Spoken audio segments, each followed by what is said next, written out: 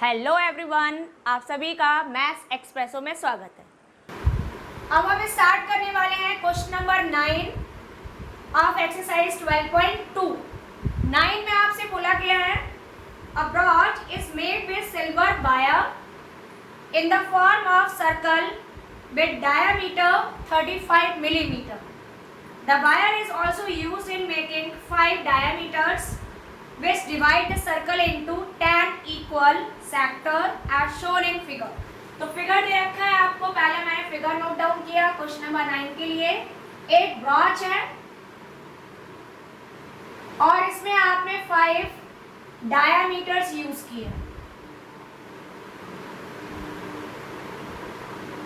ठीक है, like this. अब यहाँ पर जो डायमीटर है वो आपको डायमीटर दे रखा है 35 मिलीमीटर और इसके साथ में आपने 5 डायमीटर्स यूज किए हुए हैं। यहाँ पर आपको फाइंड आउट करना है to find total length of wire,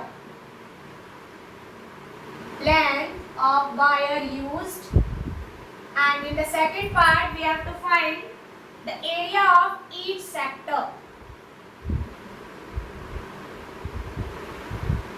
ठीक है, यहाँ पर अगर हम देखें 5 डायमीटर से तो 10 आपके पास में इक्वल पार्ट से रखे हैं। कैसे?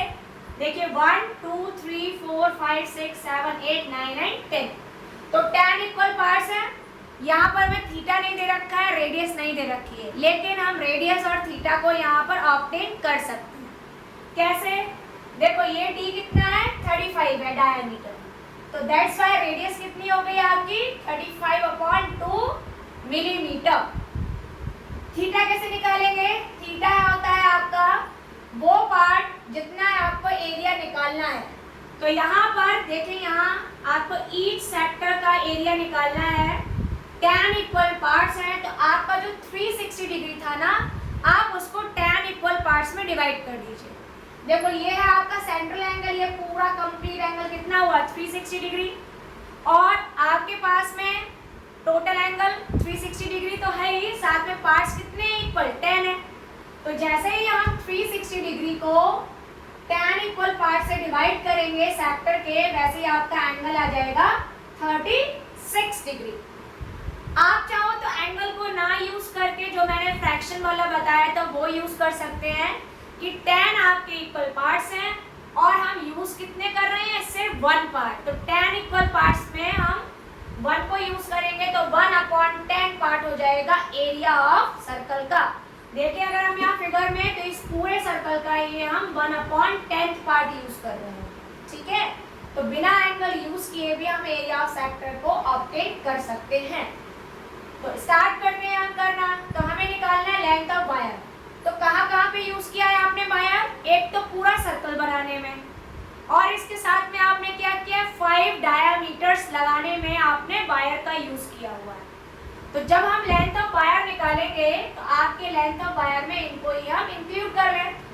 तो ये हुआ total length of wire means पहले आया सरकमफेरेंस, क्योंकि पूरा आपने सर्कल यूज किया सर्कल का, प्लस 5 इंटू डायामीटर्स। तो कितना हुआ, ये आपका सरकमफेरेंस है। अगर हम डायामीटर के टर्म्स में लिखेंगे तो ये हो जाएगा πd, और अगर हम इसमें 5 डायामीटर को ऐड करेंगे तो ये हो जाएगा 5d। यहाँ पर पाई की वैल्यू गिवन नहीं है, तो पाई की वैल्यू गिवन नहीं है तो 22/7 यूज करने वाले हैं। तो यहाँ आपने लिखा 22/7, डायमीटर है आपका 35 plus 5, again we are using 35।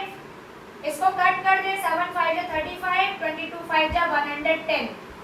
यहाँ मल्टीप्लाई कर ले, 5 5 जा 25, 5 जा 15 प्लस 2 17। ऐड करेंगे तो आपका रिजल्ट आया 285 मिलीमीटर। तो आपने जो पूरा ब्रॉच बना के तैयार किया है उसमें आपने कितना वायर यूज किया है, 285 मिलीमीटर, ठीक है। इस आंसर को मिलीमीटर में ही रहने देते हैं क्योंकि कन्वर्जन आपसे पूछा नहीं गया। अब हमें निकालना है second result, area of each sector. आपने एंगल यूज किया है तो एंगल के थ्रू कर सकते हो, अदरवाइज मैंने आपको बताया फ्रैक्शन से, तो कितने पार्ट है 10 और 1 पार्ट यूज करना है, तो 1/10 पार्ट ऑफ एरिया सर्कल लेंगे तो भी आपका सेम रिजल्ट आने वाला है। तो हम यूज करने वाले हैं एंगल के थ्रू, ठीक है। तो सेकंड पार्ट हुआ आपका area of sector is equal theta upon 360 degree into pi R square. तो कितना हो गया, थीटा हो गया आपका 36 डिग्री, अपॉन में है 360 डिग्री, पाई इज 22/7 और रेडियस कितना में रखा है आपको 35/2। तो आपने यहाँ वैल्यू पुट कर दी द स्क्वायर ऑफ 35/2।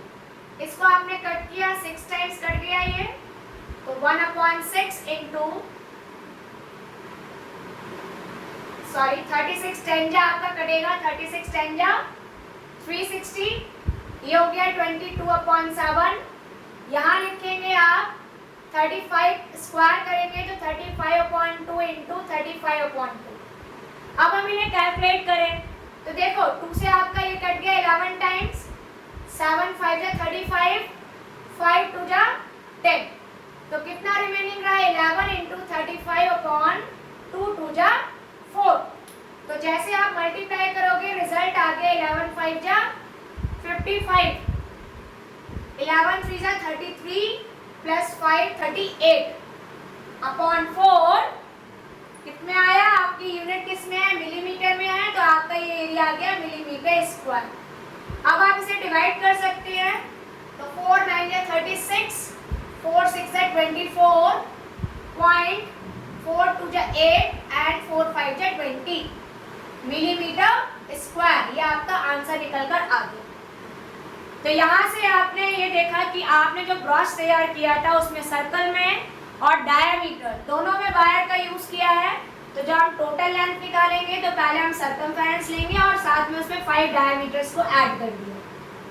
एंगल आपको पता नहीं था तो हमने यहाँ देखा कि आपका 360 डिग्री कंप्लीट आपका एंगल होता है सेंट्रल एंगल, और 10 इक्वल पार्ट्स में डिवाइडेड है तो हमने उसको 10 से डिवाइड किया तो ये कितना आ गया 36 डिग्री। इसीलिए देखो आपका यहाँ 10 से डिवाइड किया था 36 डिग्री आया था, और 36 को हम 360 से डिवाइड करेंगे तो ये भी आपका 1/10 आ जाएगा, ठीक है। तो इस तरह से आपका एरिया कंप्लीट हो गया और हमने यहाँ तक क्वेश्चन नंबर 9 कंप्लीट किया।